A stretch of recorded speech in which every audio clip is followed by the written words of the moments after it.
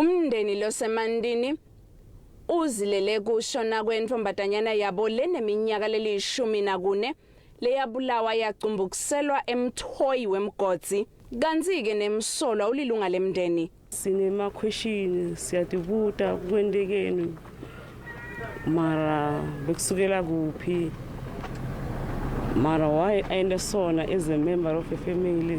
Litiko letenhlala kahle esifundzeni livakashele lo mndeni. Umphakathi wala awati nje ukuthi bantwana bemantombazane fanele ukuthi bavikeleke baprotecteke tuke ema cousins njengoba ma allegations ala ekhaya ukuthi lona lo kidnaphele ntombazane ungumzala wakhona la ekhaya usihlobo, so shuthi lokuhlubeteka kukho khashana kula ephakathi etindlini, so fanele uma kukhona into lebayisolako basheshe bayibike emaphoyiseni noma emakhanseleni.